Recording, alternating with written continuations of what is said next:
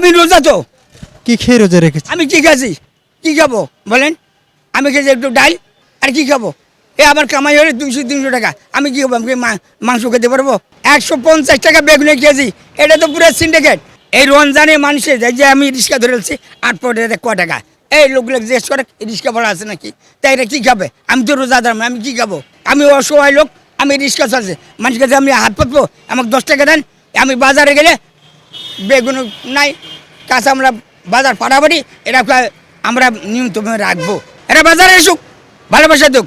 আমি রোজা তো, কি খেয়ে রোজা রেখেছে? আমি কি খাচ্ছি, কি খাবো বলেন? আমি খেয়েছি একটু ডাল, আর কি খাবো?